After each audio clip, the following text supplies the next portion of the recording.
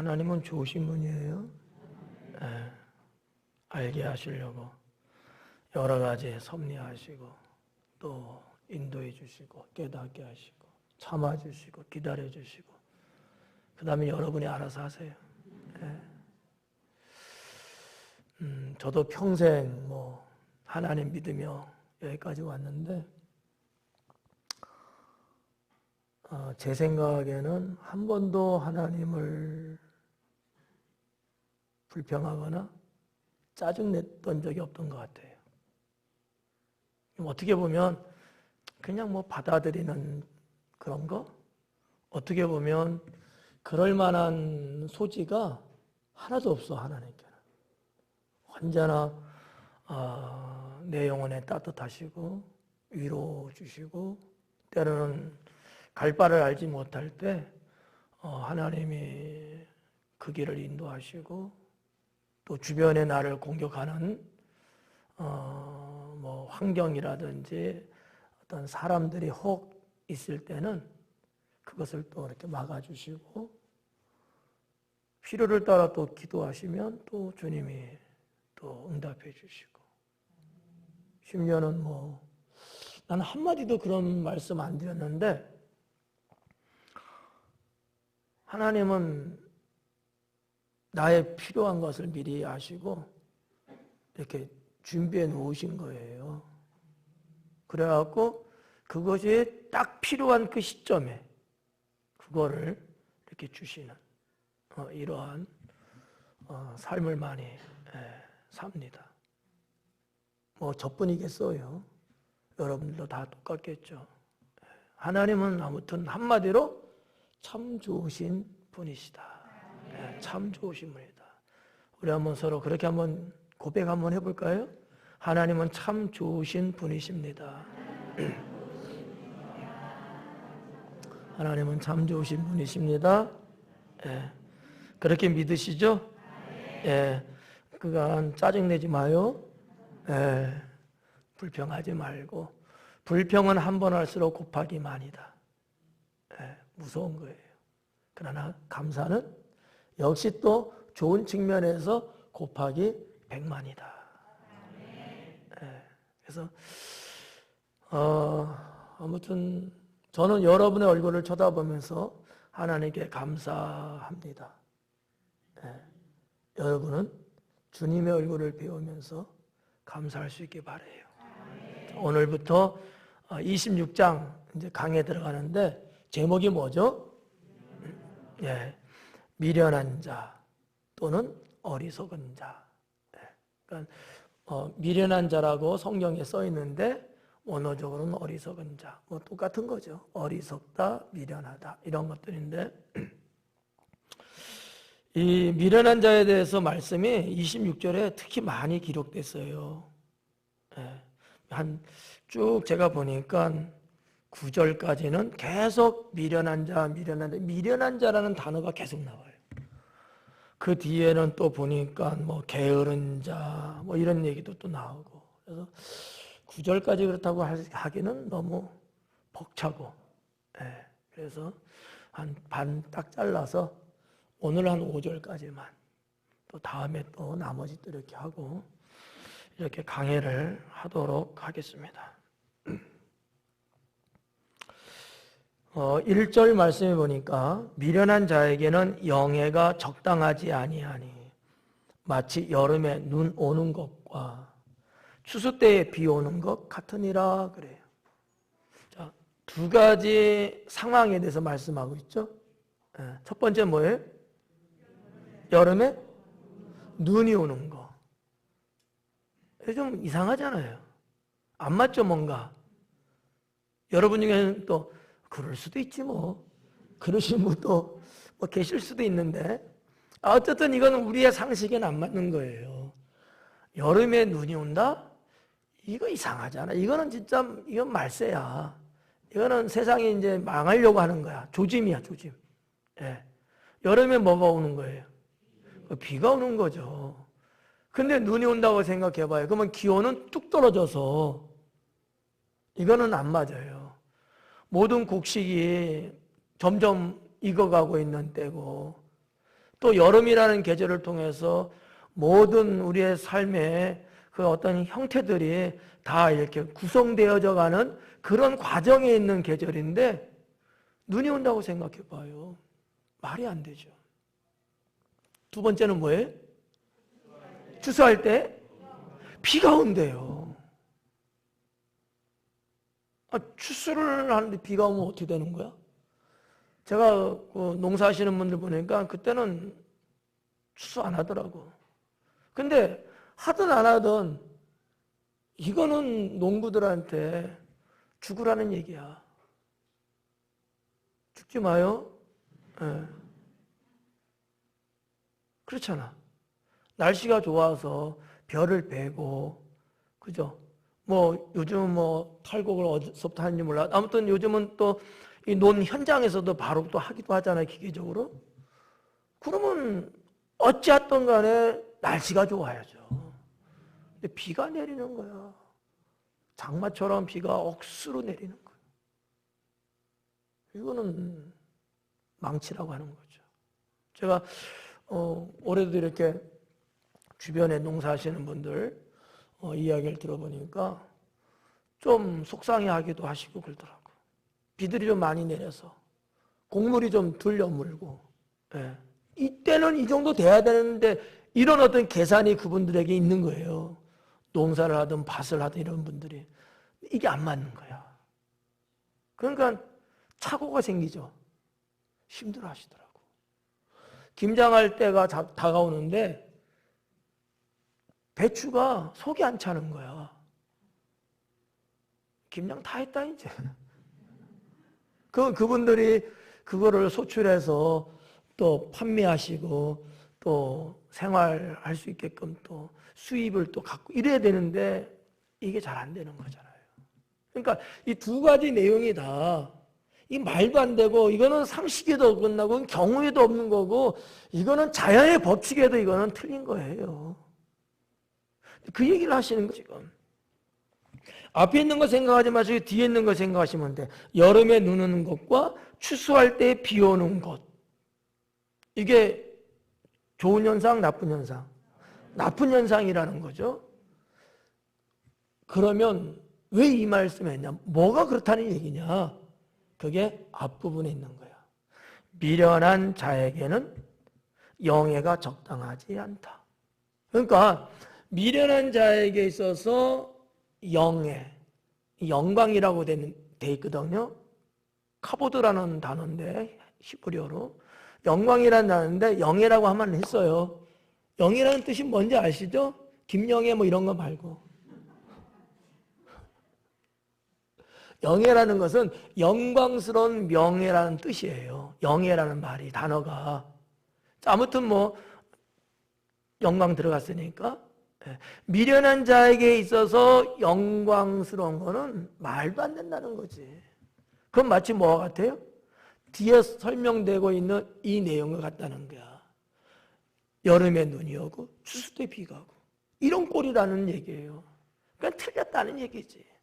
미련한 자에게는 영광이 있을 수 없어. 있으면 안 돼 오히려. 좀 야박하게 들리는지 모르지만 그게 현실이고 그게 사실이에요.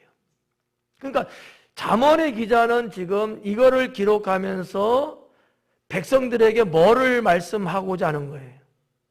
미련한 자가 괜찮다는 거예요? 된다는 거예요? 어때요? 안 된다는 거지. 미련한 자가 되면 안 된다는 거야. 너희가 만약에 미련한 자가 된다면 너의 인생에는 영광이 있을 수 없다. 뒤에서 말하고 이 두 가지는 있을 수 없는 거예요. 이런 일이 벌어질 수 없어. 미련한 자에게는 영광이 있을 수 없다는 거예요. 이것을 히브리 구약 성경 원어에는 이게 이렇게 원래 거꾸로 되어 있어요. 그게 맞는가? 이게 번역을 좀 더 알아듣기 쉽게 앞뒤를 바꿔서 이렇게 번역해 놨어요.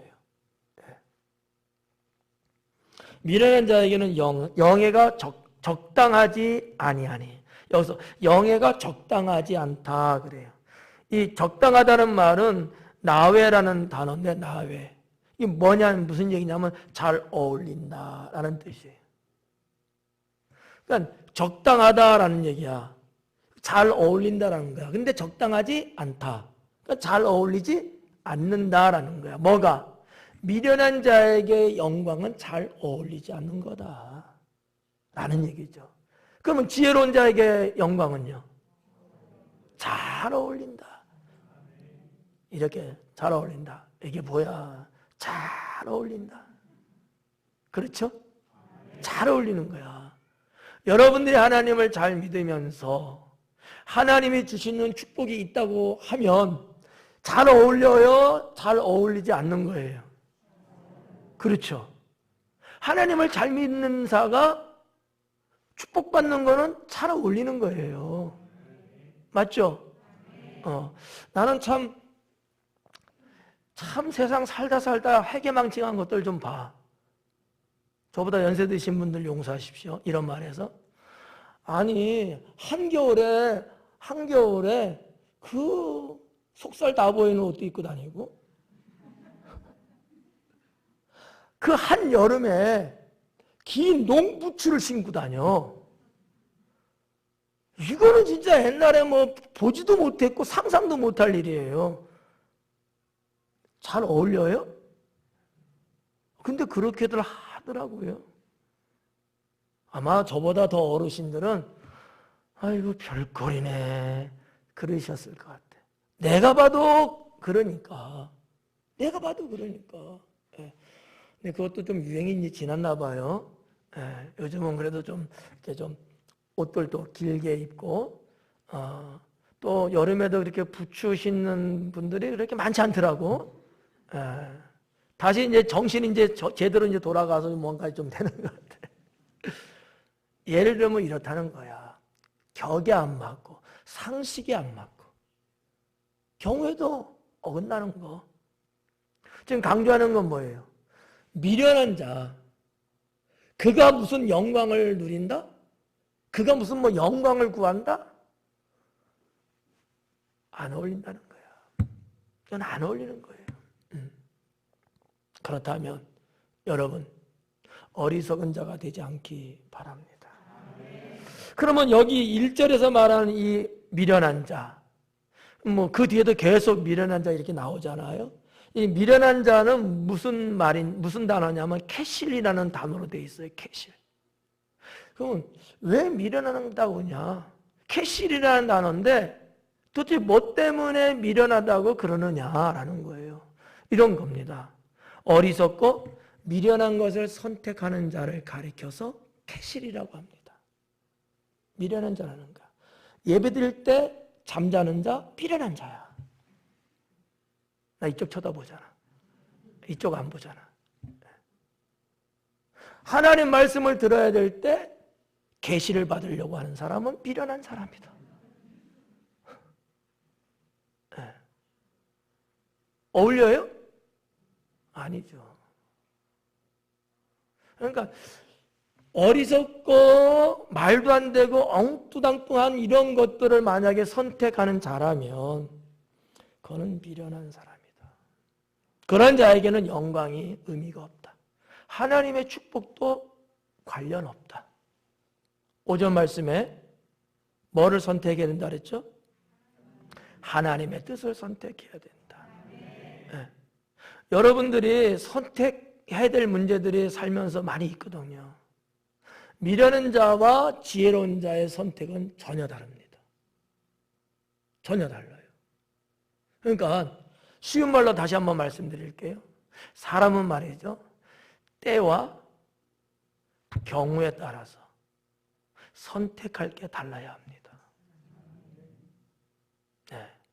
좋고 나쁘고를 떠나서 어느 때냐, 어떠한 경우냐, 에 맞게끔 처신해야 된다는 얘기예요.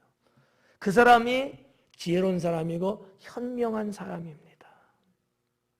바라기는 어리석고 미련한 사람 되지 않기 바랍니다. 예. 자, 1절은 이렇게 한번 정리를 해볼 수 있고요. 자, 2절에 들어가면 까닭 없는 저주는 참새가 떠도는 것과 제비가 날아가는 것 같이 이루어지지 아니하느니라. 자, 우리가 이제 문학적인, 문법적인 얘기를 말하면, 단순하게 보면은, 이렇게 문법에 1인칭이다, 2인칭, 이런 것들이 있고요. 1형식이다, 2형식, 이런 형식들도 있거든요. 애들은 다 알아들을 거야, 아무튼. 예. 그러면 간단하게 한번 2절을 봐봐요. 까닭 없는 저주는 이루어지지 아니한다. 1형식이죠. 예. 까닭 없는, 이 까닭 없다는 얘기는 무슨 얘기냐면 이유 없는 저주예요. 그런 건 이루어지지 않는다는 거예요. 어떻게 생각하세요?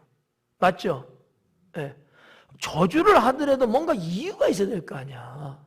근데 이유 없이 저주를 막 하는 거예요. 말을 함부로 한다는 얘기예요. 그렇게 한다고 해서 되는 것 아니다. 그건 안 된다라는 거야. 근데 까닭 없는 저주는 누가 할까요? 눈치는 빨라.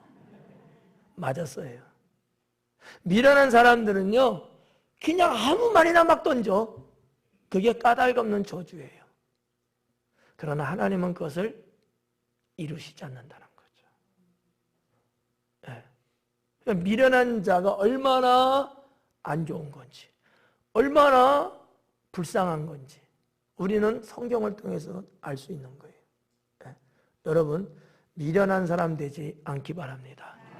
어리석은 사람 되지 않기를 바랍니다. 네. 아시겠죠? 5초 줄게요.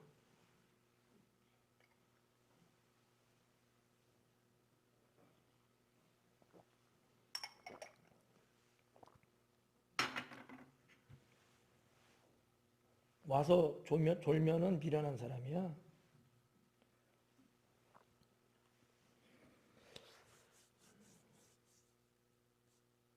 그래서 까닭 없는 저주, 이유가 없는 저주, 아무 상관없이 막 내뱉는, 막말하는 그러한 사람, 그런 사람은 옳지 않아요. 네. 저주라는 것 자체도 썩 좋지 않은 거지만 더군다나 미련한 자가 하는 것은 더더욱 그렇다라는 거지. 더더욱. 여러분, 우리가 성경에 보면 발람 선지자 나오잖아요. 발락 왕이 하나님 백성 저주해달라고 뇌물까지 매겨가면서 초청해 하잖아요. 그러면 발람 선지자는 이방인 선지자예요. 그가 하나님의 백성을 저주한다고 한들 과연 하나님이 응답하실까요? 한번 생각해 봐요. 저는 아니라고 봐요. 그런데 발락 왕은 미련 중에서 더 미련한 사람이야. 아니, 초청을 하려면 나 같은 사람을 초청해야지. 아니, 하나님이 세운 하나님의 선지자도 아닌 자를 싫다고 안 간다고 하는데도 굳이 뇌물까지 먹여가면서 오게 해서 저주를 하라고 하니 미련한 거 아니에요? 저는요, 그런다고 해서 하나님이 그 소리를 이루시지 않는다고 저는 봐요. 왜? 그거 하는 게 옳지 않으니까. 그죠? 저주하라는데 저주는 안 하고 오히려 축복하잖아. 미련 곰퉁이처럼. 하나님은요, 모든 것을 살피십니다. 여러분들이 때로는 이렇게 이제 생활하시다가 이렇게 그런 마음은 없는데 잘 하려고 하다가도 실수할 때가 있다 없다? 있다. 그러면 하나님은 어떻게 하실까? 실수한 그대로 너 한번 콩밥만 먹어봐라 이러실까요? 그러시지 않아요. 이유는요, 여러분이 하나님의 자녀이기 때문에, 여러분이 하나님을 믿는 믿음의 백성이기 때문에, 오히려 하나님은 내가 한 실수지만 이것을 싹 변화시켜서 바꾸어서 이렇게 더 좋은 쪽으로 이끌어 가셔요. 이걸 우리가 뭐라 그랬죠? 예. 섭섭하다고 할까봐. 이게 하나님의 섭리야. 근데 우리는 그걸 몰라. 예. 하나님의 섭리 안에 그게 있다는 얘기예요. 섭리 안에. 예. 나는 믿음으로 살려고 나름대로 열심 내고 부지런 떨고 헌신하고 주어진 일에 충성하고 막 그랬는데 인간인지라 불완전하잖아. 완벽할 수가 없잖아. 그러다 보면은 때로는 뭐 말 한마디 실수할 때 있고 행동 하나 실수할 때 있고 뭐 오해 또 오해할 수도 있고 여러 가지 있단 말이죠. 그럴 때서 하나님이 그런 나를 심판하거나 저주하진 않아요. 오히려 긍휼히 여기시고 더 오히려 합력하여 선을 이루게 하신다는 거죠. 우리가 믿는 하나님은 그런 하나님이시다라는 거예요. 그래서 오전 예배 때도 제가 뭐라 그랬어요? 당당해라. 당당해라. 졸아도 당당하게 졸아라. 찌질이처럼 불쌍하고 아주 처참하게 세상 사람들한테 그런 모습으로 살지 말고. 예. 하나님은 우리의 모든 걸 다 아시기 때문에 너무 여러분 주님보다 너무 걱정할 필요가 없어요. 오히려 그것도 주님께 내려놓고. 예. 까닭 없는 저주. 여러분이 뭐 이런 일을 할 일은 없겠지만 또 모르지. 가끔 할런지도 몰라. 성질 나갖고. 예? 화난다고 못할 말 딱 이렇게 보면 안 되겠다. 못할 말 딱 던질 때가 있을까 없을까? 양심은 있어갖고 아마 있을 거야. 때는 애들한테도 그렇고 때는 속 디리디리 썩이는 남편한테 그럴 수도 있고 여기 남편들이 있네. 때로는 부인들한테도 그냥 그럴 때 있고 막 이렇게 뭐 본심은 아니지만 어떻게 하다 보니까 그냥 말이 툭 튀어나가는 거예요. 예. 이게 우리 인생이야. 우리 인생이야. 그런데 그런 일이 없어야 된다. 만약에 그렇게 살면은 미련한 사람처럼 살게 되는 거예요. 이 부분은 좀 이따 다시 말씀드릴게요. 다른 절에 가서. 네. 이러면 안 돼.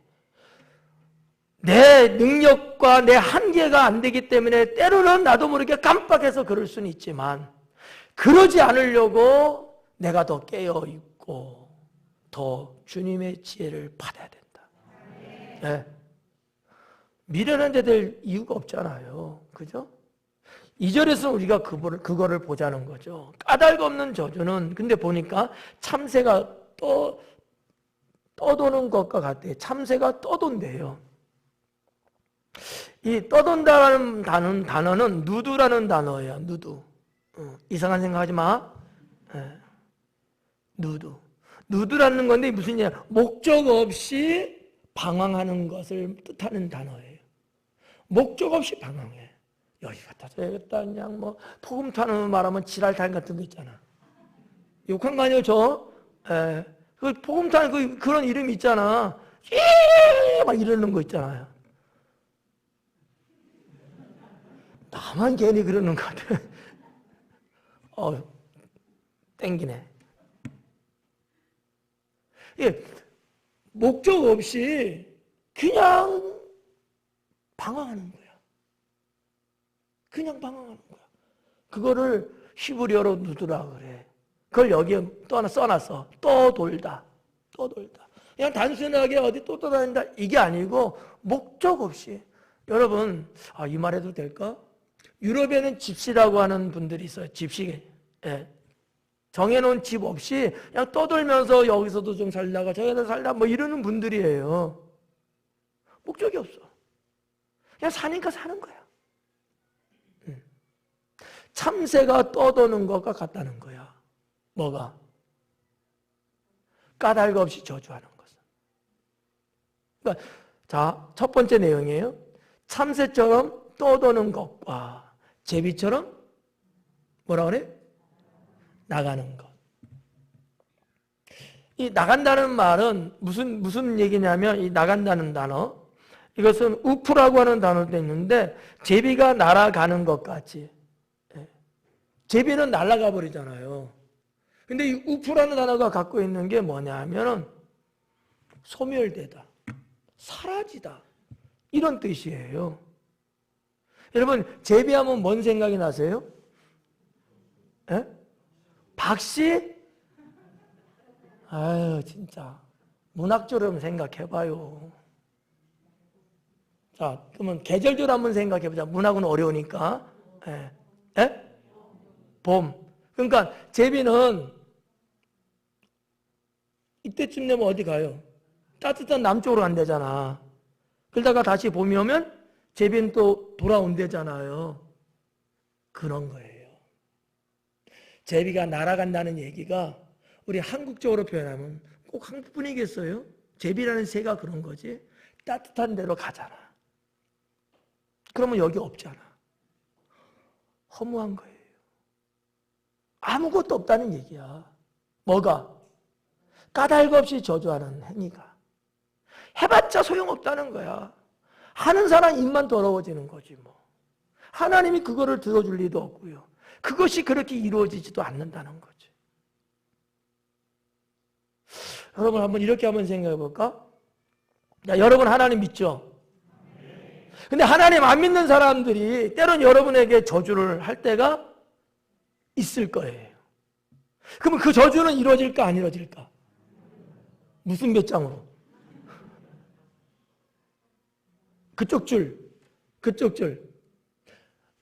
하나님을 안 믿는 사람들이 하나님을 잘 믿는 여러분에게 막 저주를 퍼붓는 거야. 그렇게 될까 안 될까요? 두 번째 줄. 세 번째 줄. 네 번째 줄. 안 돼. 안 되는 거야. 마치 뭐와 같으냐면 똑같지는 않지만 하나님께 구원받고 믿음으로 사는 사람이 잠을 잘 때 가위 눌리지 않는 것과 비슷한 경우예요. 사탄이 지배하지 못하니까. 네. 저들이 아무리 여러분에게 퍼붓는다 할지라도 하나님은 그것을 차단시켜버려요. 근데 여러분이 만약에 한다면 어떻게 될까? 거꾸로. 이루어질까 안 이루어질까? 이루어져요. 근데 하지 마요. 까닭 없이 하면 안 돼. 까닭 없이. 이게 중요한 포인트예요. 저주하는 것 자체가 좋은 건 아니잖아요. 근데 까닭 없이 하는 거야. 자, 이 말에서 하나 응용. 잘 들어. 예. 졸더라도 이거 끝나고 줘라. 예. 잘 들어요? 감정으로 해서는 안 된다. 예, 감정으로. 예. 해서도 안 되지만 때로는 해야 될 필요성이 있을 수 있어요. 그러나 자기의 사사로운 감정을 하면 안 된다. 왜? 그건 하나님 보시기에 선하지가 않기 때문에. 그러니까 까닭 없이 저주하지 말아라. 그런데 누가 그런다는 거예요? 미련한 자는 그런다는 거예요.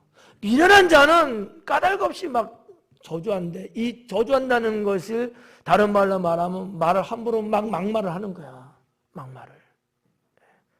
근데 그거는 이루어지지 아니한다. 마치 뭐와 같으냐? 참새가 떠도는 것 같고 제비가 날아가는 것 같다. 이거는 아무것도 없다. 네. 제로예요, 제로. 그런 의미죠.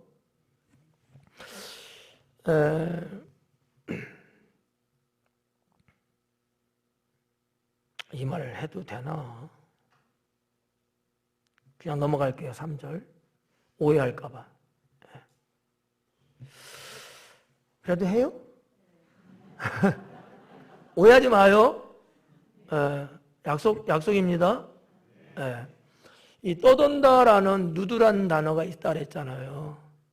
이게 이제 그 지혜 문학에서는 지혜 문학, 옛날 고대사의 지혜 문학, 이 잠언도 지혜 문학이라고 하거든요.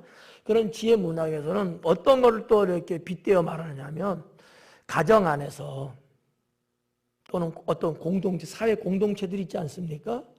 그런 데서 만약에 이렇게 하면 의미도 없고 목적도 없고 그냥 혼자서 그냥 중얼중얼거리고 그냥 쓸데없는 말이 나고 막 이러는 사람들 있잖아요. 그런 사람들을 빗대어서 문학에서는 이 말을 쓰기도 한다는 거죠. 집안에도 그런 사람이 한 사람들은 있대. 꼭 조직, 어느 조직, 사회 조직이나 뭐 이렇게 보면은 꼭 안 해도 될 말인데 괜히 일어서서 말하고 말해서 쓸데없이 해갖고 괜히 공분을 사고 막 이런 게 있대잖아. 인터넷상에도 여러분 어때요? 무슨 뭐 기사가 나오고 그 댓글 올리면 허무맹랑하고 말도 안 되고 이상한 그런 말 댓글 쓰는 사람 꼭 있더라고요. 네. 그런 사람은 뭐가 같아요? 참새가 떠도는 것 같은 사람이라는 거야. 사람들이 알아줘요? 알아주지 않아요. 그냥 이 사람 없는 힘 치는 거야. 그걸 뭐라 그래? 세상 사람들은 유령이라 그래. 눈에 보이지 않는 사람이라고. 그러니까 신경 쓸 필요 없다는 얘기예요. 그 말은. 버림받은 거죠. 그래서 우리는 말을 할 때에 우리가 성경적으로 은혜롭고 그죠?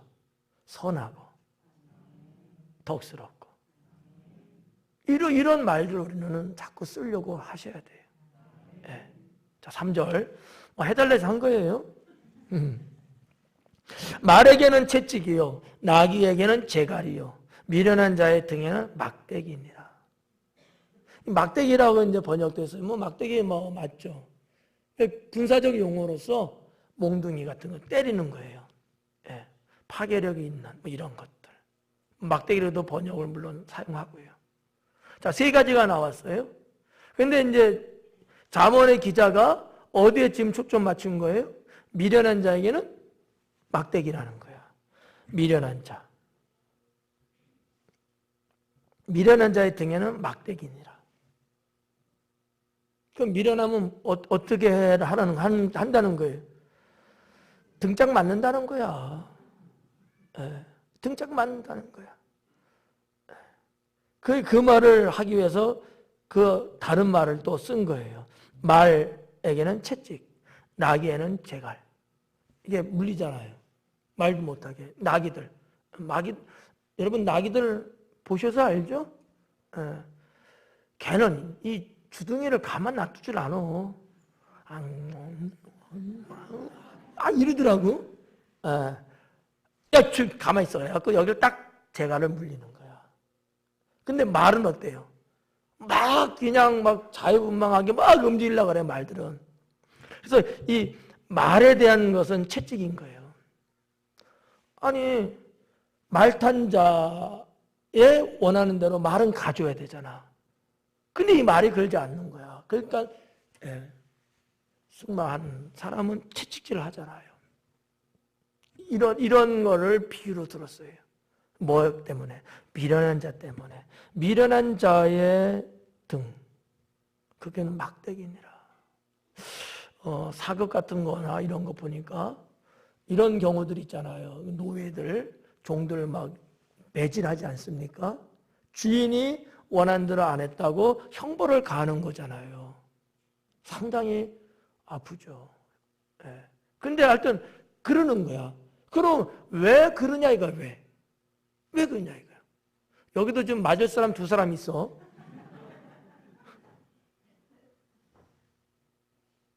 왜 그러는 거야? 미련한 자를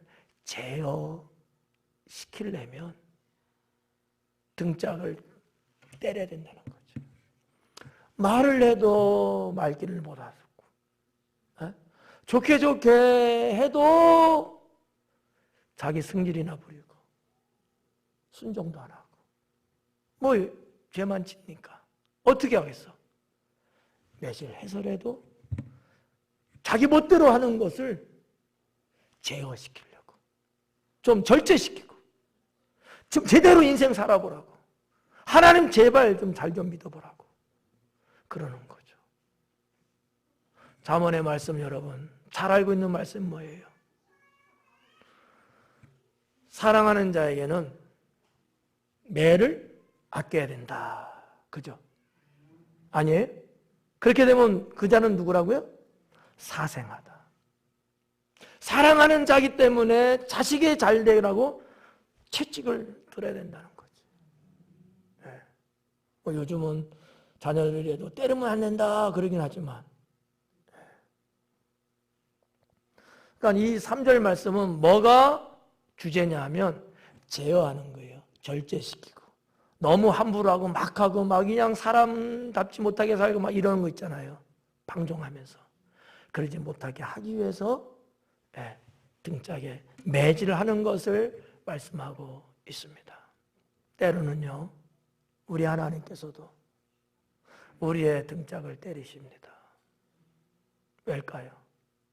우리가 미련하게 행동하면, 우리가 해서는 안 될 일을 하고 해야 되는 것을 안 하고 엉뚱하게 탕자처럼 방황하고 말은 아주 죽으라고 안 듣고 사고만 치고 문제만 일으키고 이러면 주님의 말씀을 하다 안 되니까 때로는 징계를 하시죠.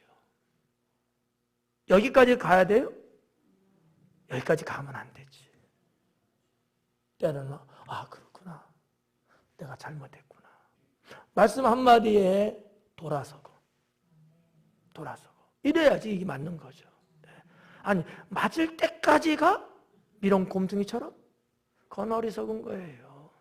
그러지 마라. 근데 두 사람 매질할 사람이 있다 그랬잖아. 제발 그러지 말고. 하여튼 이 지금 26장은 미련한 자에 대한 그 강조점을 상당히 두고 있습니다. 상당히 강하게 두고 있어요. 그리고 4절에 보면 미련한 자의 어리석은 것을 따라 대답하지 말라. 이제 4절과 5절을 여러분이 잘 들으셔야 돼. 정말 더 지혜로워야 돼. 이제 헷갈릴 수 있어요. 자, 제가 하여튼 가능하면 유치부 애들 수준 정도까지 내려서 해석해 드릴 테니까 잘 들으셔야 돼. 미련한 자의 어리석은 것을 따라 대답하지 말라. 이해되는 말씀이죠. 미련한 자의 어리석은 것을 따라 대답하지 말래. 미련한 자가 말하고 미련한 자가 대답하잖아. 그거를 따라 너도 그렇게 대답하지 말라는 거야. 아시겠죠? 네. 대화를 나누는데 한 사람은 지혜롭고 한 사람은 미련해요. 근데 미련한 사람이 말하는 게 있어. 뭐 꼭 물으면 미련한 사람이 대답하는 내용이 있을 거 아닙니까? 그런 식으로 대답하지 말라는 거예요. 네. 미련한 자의 어리석은 것을 따라서 대답하지 마. 두렵건대 너도 그와 같을까 하노라. 너도 그런 사람 될까 봐. 너는 봐요. 자, 너는 미련한 사람은 아닙니다. 근데 미련한 사람이 대답하는 것 같이 똑같이 닮아가서 그렇게 대답하는 거야. 그럼 어떻게 된다는 거예요? 너도 미련한 사람이라는 거예요. 성도 여러분, 혹여나 여러분 주변에, 여러분 옆에 누군가가 있는데 그 사람이 말하는 게 참 미련해. 하여튼 미련하게 말해.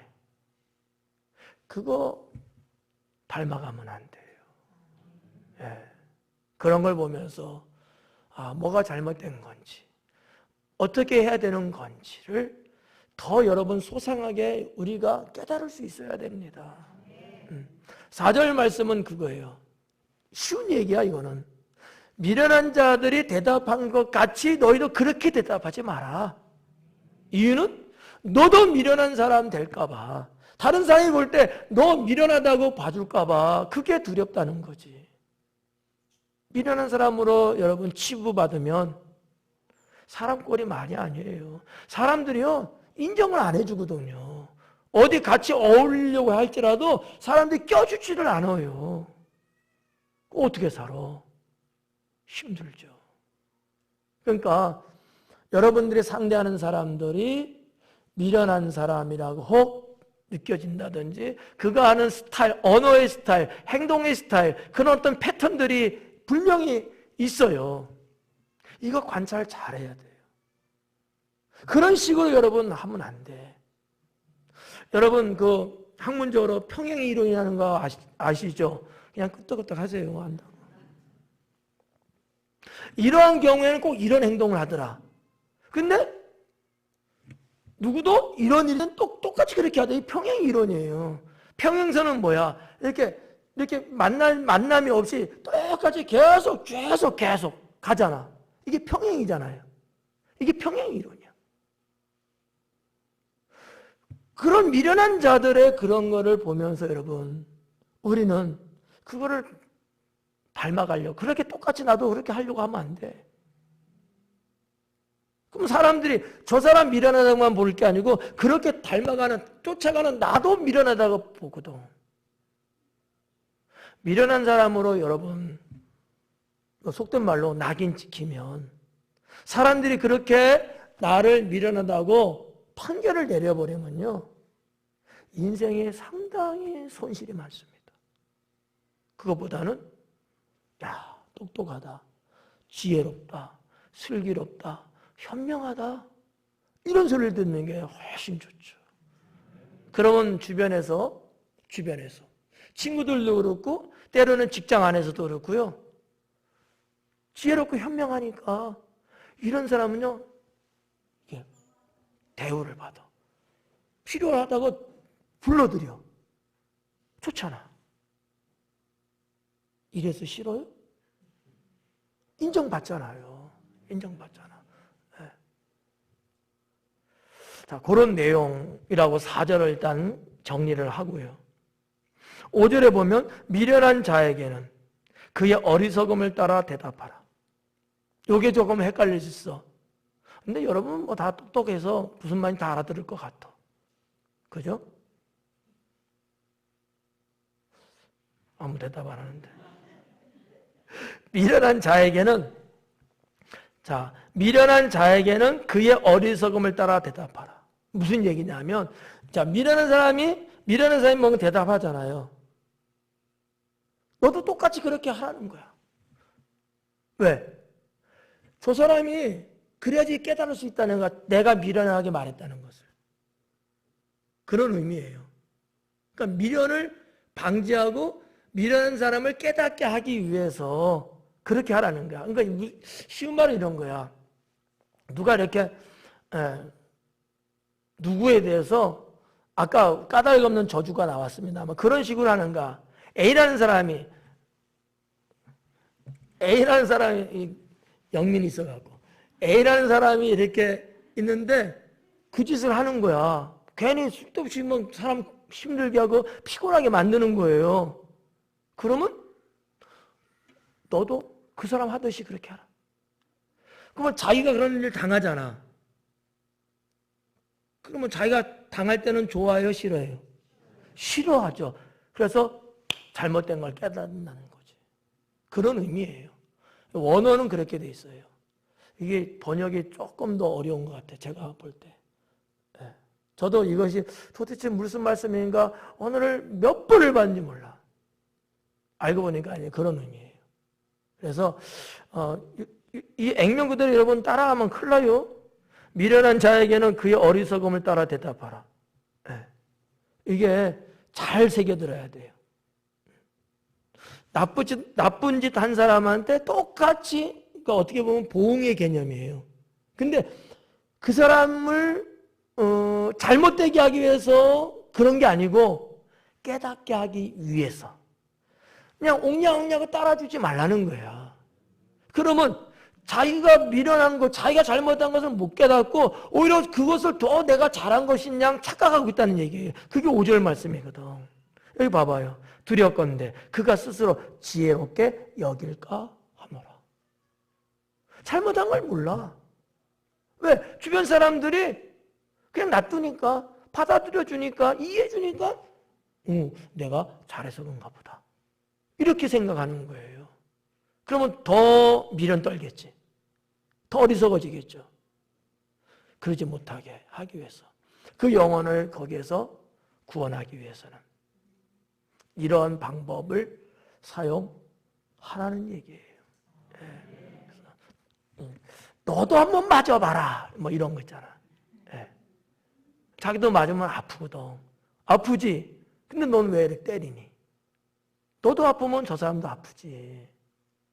이런 거예요. 그래서 우리가 이제 구약의 율법, 구약 성경 말씀에 이제 율법들이 쫙 있지 않습니까?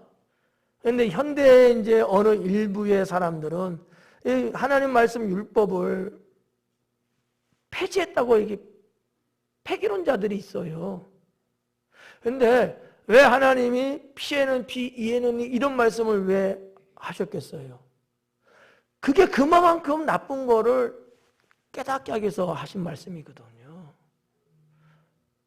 근데 이걸 만약에 선처를 해주고 그냥 뭐 이해를 해주고 뭐 다음엔 잘하겠지, 또 그랬는데 또 다음엔 잘하겠지 막 이러는 거야. 그러면 이 사람은 나쁜 짓 하고 잘못된 걸 하면서도 자기가 잘한 줄 알아. 그거 더 떳떳해 막 그냥. 끝이 없어, 끝이 없어. 그래서 우리나라 사회에서도 어떠한 뭐 범죄 같은 경우, 특히 이제 뭐 음주운전 같은 경우, 예, 이런 경우는 법 형량이 너무 적다. 뭐 이런 얘기들도 사회적으로 나오잖아요. 있어 아무튼. 예. 법이 약하니까. 아니 여러분 참 억울하게 정말 안타깝게 죽었어. 근데 그 사람을 죽였어. 근데 한 4, 5년 살면 나와. 근데 반성하면 좋은데 그나마 그렇지도 않아. 그리고 내가 뭘 잘못했냐고 그래. 며칠 전에도 그 뭐 경찰 그 매달고 막 달려간 그분 있잖아. 아니 창문 옆에 매달렸는데 자기는 경찰을 못 봤대. 그걸 말이라고 해 지금? 자, 이런 것처럼 예를 들어서 그럴 때는 이 죄, 이 악함이 얼마나 잘못된가를 깨닫고 다시는 그렇게 하지 않도록 하기 위해서 이 5절은 기록된 겁니다. 예. 이 내용 싹 빼버리고 나도 따라해야지 그러면 안 돼요. 예. 이런 목적을 갖고 우리가 성경을 보셔야 합니다. 예. 그래서 자, 오늘 5절까지 봤습니다. 오늘 강해는 아주 잘 끝났어. 6시 전에 끝났어. 결론의 말씀을 좀 드리면 우리 모두가 다 저는 저도 뭐 늘 기도할 때마다 하나님께 지혜를 구하고 있습니다만 여러분들도 하나님께 하늘의 지혜를 늘 구하시고 그래서 정말 지혜롭게 그렇게 살았으면 좋겠어요. 기도하겠습니다.